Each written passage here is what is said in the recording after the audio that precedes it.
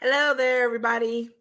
Patricia Hayes here with our coffee time career chat networking version because we're talking a little bit about some networking things in the middle of a transition. So we've combined our topics for this month, and I'm excited about this. This is part 2 of networking through a transition. So a couple of weeks ago, we did part 1.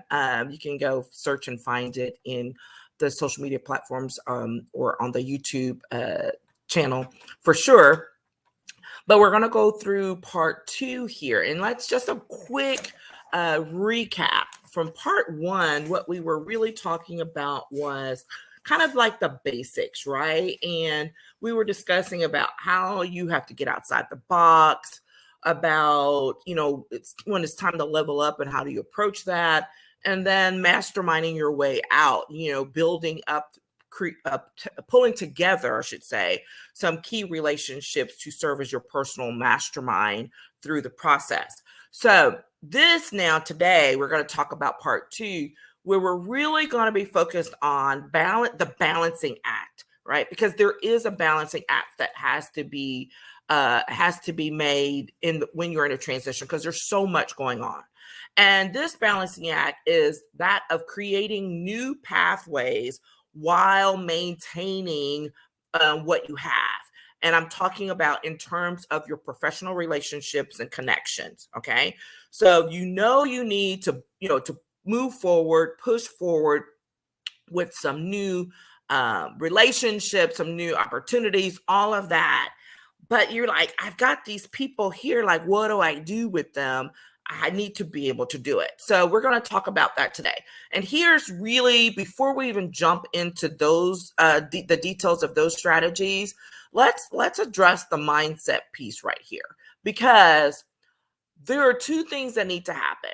You need to have focused efforts during this time, but the ability to maintain an expansive perspective. What do I mean? The things that you are going to need to do in order to be successful in them, you're really going to have to dial in, be specific, be intentional. I know I get repetitive, but that's literally what you have to do. However, you also have to be able to keep your options open, be flexible. And this is what I mean by saying to have an expansive perspective. Okay. So when you're able to do that, that is going to put you in the best position for moving forward. Now, when you're not, because this is what most people do in a transition, they do the complete opposite. They have really wide open efforts, right? They're all over the place, and they have a really focused perspective, and narrow-mindedness is what I will say about what it is they think they should do, because most of the time they're acting out of fear, out of scarcity, all of those things. So they do the flip. And so that's why I had to lay out here that it's actually focus your efforts, keep an expansive perspective, be flexible, be open in order to achieve success in this process. Okay. And success is not always getting the new job. And I know that may sound like a little controversial. I'm like, well, what are we talking about? Because sometimes what happens is there's some other new opportunity that arises in the midst of this that you didn't even anticipate. You didn't anticipate it, and it ends up being more valuable than the thing you were going after. Just saying. I've seen it happen. Right? I've seen it happen recently. So this is why it's important to keep an expansive mindset and perspective about things, because there are going to be some things that come up that surprise you. And we don't want you to be taken off guard by them. We want you to be able to incorporate them into what you're doing. Now, you cannot achieve next level goals solely by relying on your existing contacts and your existing connections. All right. Some people must say, well, that's not true. That's how I got my next. I'm like, I'm not talking about just moving from one job to the next. I'm talking about when you are achieving really next level, right? Not next job, but like next level. Like, you know that you are reaching for something that's not the norm, that's above where you might normally just transition to, as far as, oh, I just need to do something else, right? No, no, no, no. That's not the mindset we're talking about here. We're talking about, I know that I have a position that has X amount of authority, responsibilities, or whatever, and maybe it's paying me $80,000 a year. Okay. But you know, the next gig that you really want is one that has, a bigger title behind it with more responsibilities, or not even titles, because I don't like to get caught up in titles, but greater responsibilities, that's got a six-figure salary attached to it, and all kinds of other opportunities. Okay. I'm just using those because those are the most common things that people, look out for. Let's say it's a business you have, right?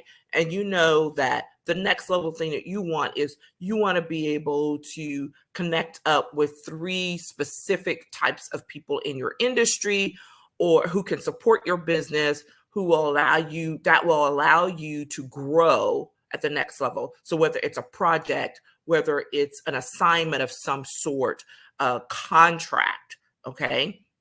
These are the things I'm talking about. I'm not talking about the things that you do just to, quote, sustain yourself. That's not to say that none of this is relevant to that, because it is. It can be part of. But when we're talking about next level transitions and networking through them, that's what we're talking about here. Okay. And so that's why I'm pretty adamant about, you can't rely on just who's in your current circles, because most people don't have an extensive enough circle to make that happen. All right.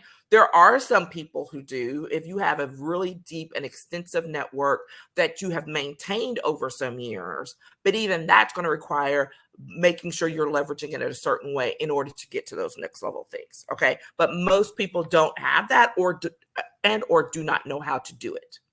All right. So here's the thing. You have to get new people. You have to get fresh eyes on your goals, fresh eyes on the things you're looking for. Right? This is how you gain that momentum and you get to the next level things. Okay.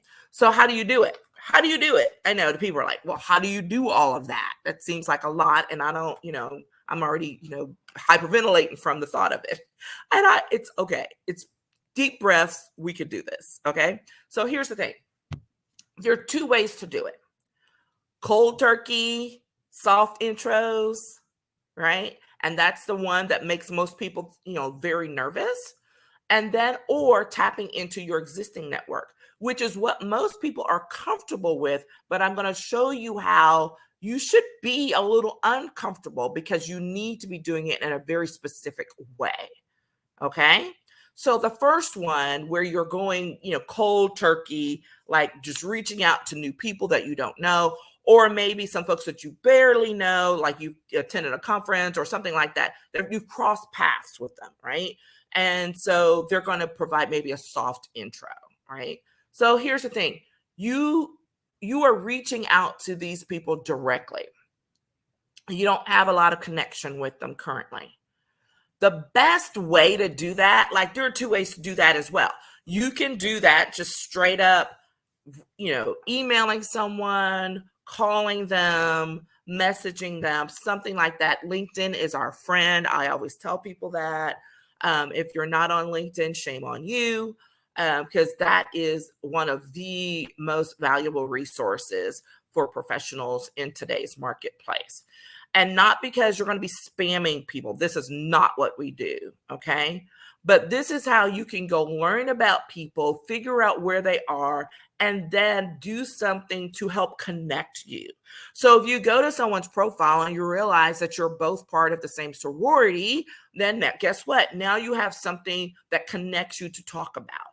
Hey, Patricia, I see that you are a member of X sorority. So am I.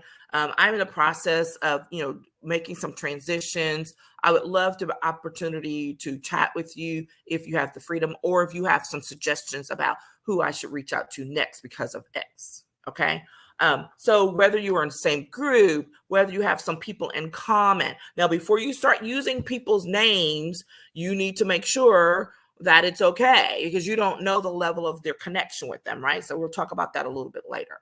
And this is specific to LinkedIn, but assuming that it's something that's much, colder, like let's say it's someone you are reaching back out to because you attended a conference together, or you went to a retreat, and you met them at this thing, or you met them at, happy hour or whatever it is, but it's time to like go the next step. That's what I'm talking about as far as cold or soft intros. And they're valuable and they're really uncomfortable. I've been doing this for 30 years as part of my job, and there are still moments when I'm like, I really don't want to do that. Right. So it's okay. And then you suck it up and you're like, yeah, but I need this piece of information. So, hey, I'm just, my name's Patricia. We met at this thing, so-and-so, said I should give you a call. And here's my question. Okay. One of the best ways that I always recommend for people to be able to do the cold contact, soft intro thing and meet up people that way is to join a new group.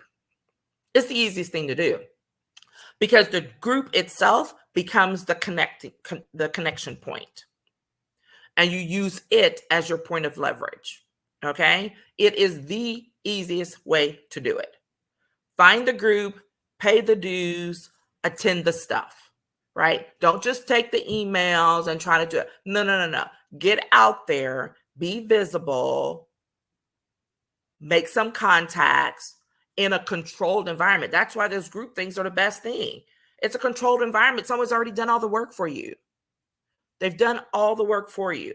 So that's one of the best ways when you're trying to get connected with some people in a new market, in a new industry, pursue a new interest, is to go join a group.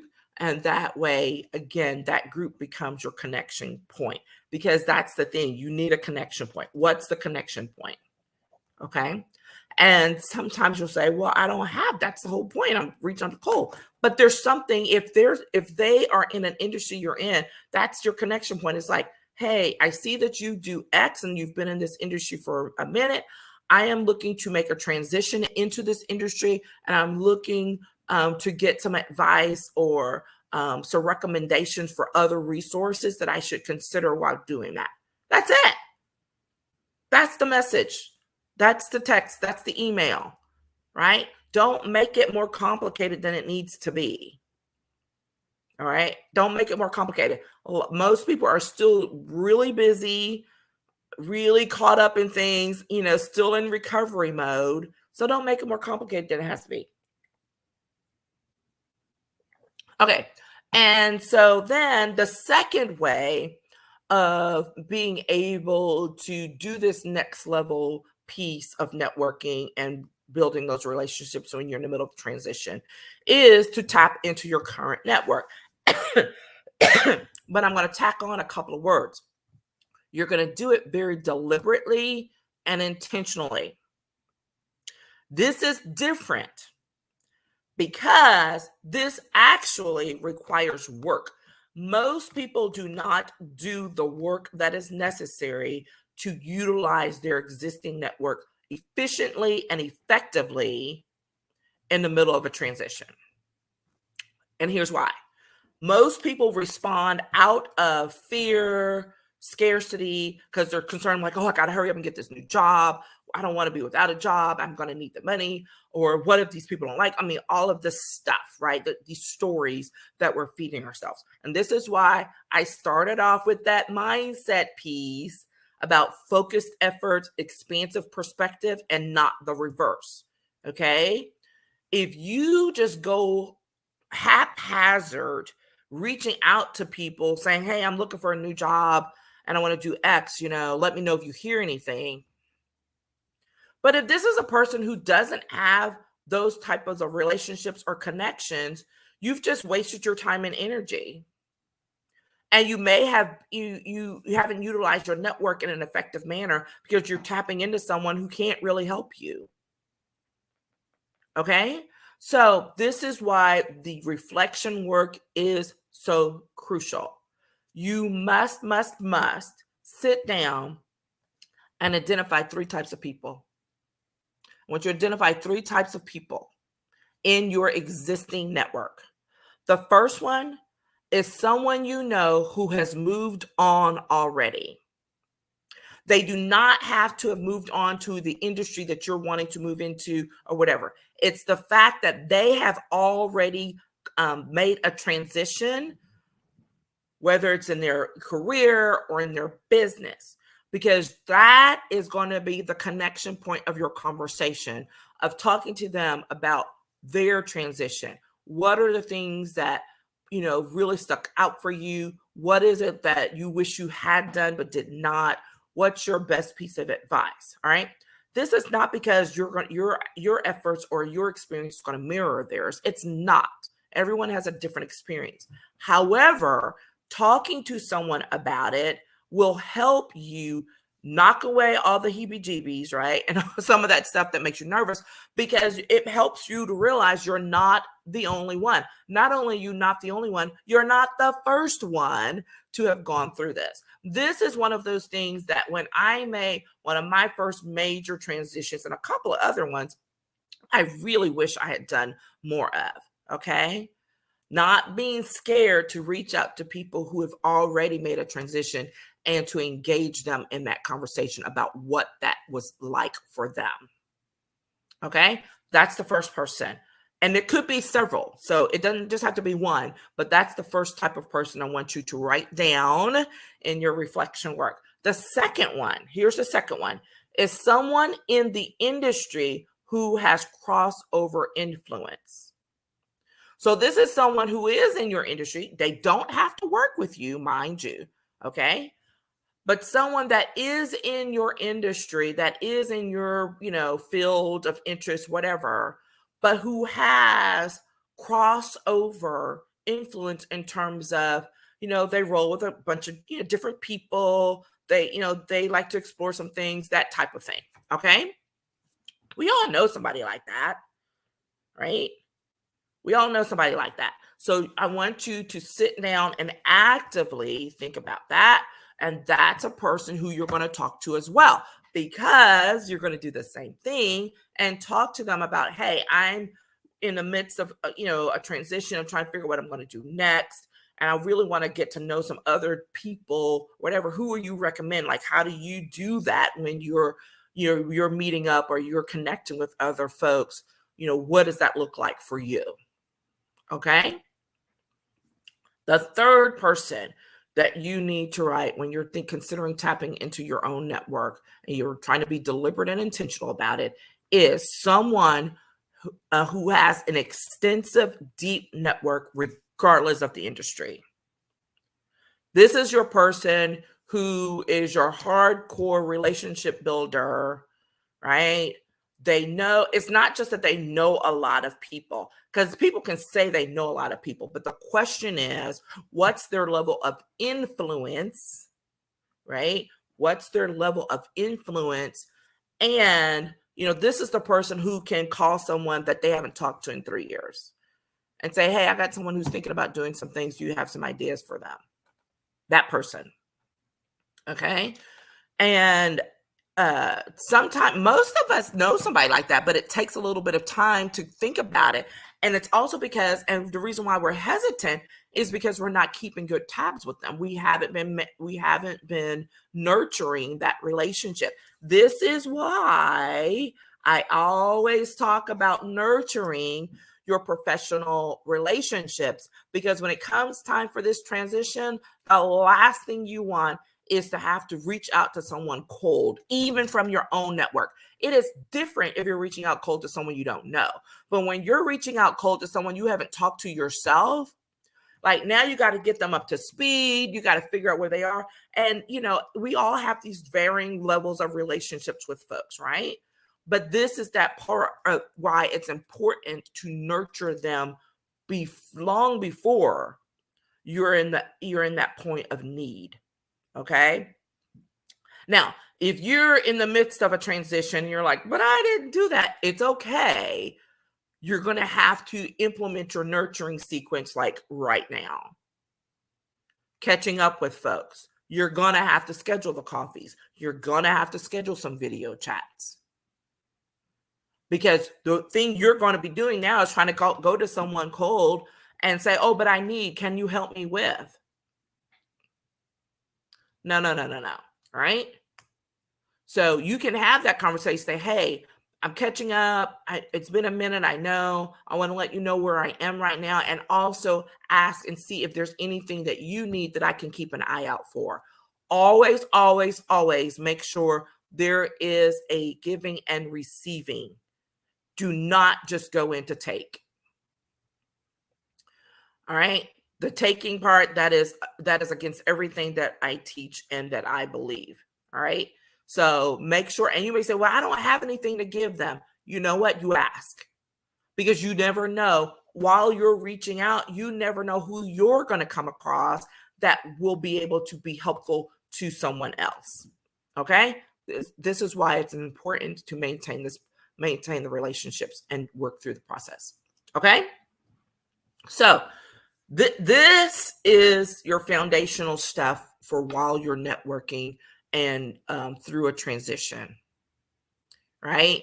You want to make sure that you balance those efforts of reaching out to the new people as well as reconnecting with other. If you do too much of either one, like, you're going to be out of whack, right?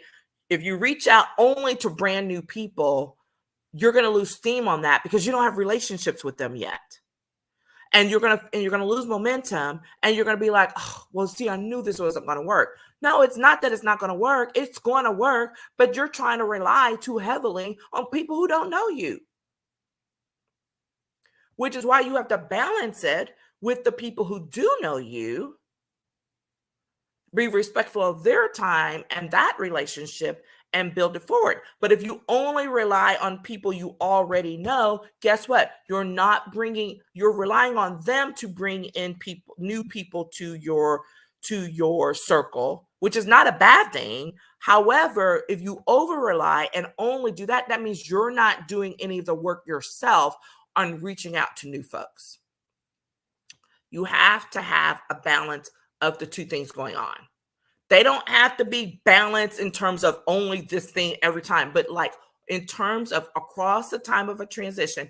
And remember, I've seen these transitions happen, and they're taking anywhere from 6 months to 12 months minimally, right? So you have the time. These transitions are not happening overnight. I'm so sorry to have to tell you that. You may know someone who says it did, but I bet you anything, if you go back and look at when they actually started doing the work and thinking about what they were going to do and moving forward, it did not happen in the 3 months that they're talking about. There's at least another 3 months before that, when you're just starting to work through it, before you get anywhere near taking action. All right. So do not be fooled by saying, well, it only took them 3 months to get that job. No, it didn't. I can almost guarantee you it did not. There was a lot of stuff going on behind the scenes that you do not know about. Okay, so don't believe that. Don't believe it. I've worked with too many people and I know that that's not true. Okay, so there we are. Think about that balancing act between the new pathways and the existing relationships. Make sure your mindset is straight. Focused effort, expansive perspective, not the reverse. Okay. And then work through your 2 ways. Like, who are you connecting with cold with some soft intros?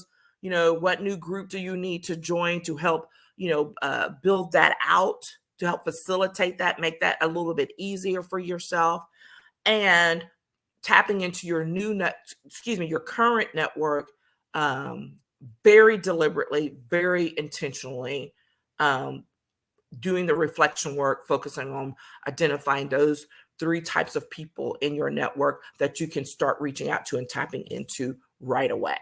Okay? That's it. That's what I've got. I hope you've enjoyed this. Let me know if you have any questions.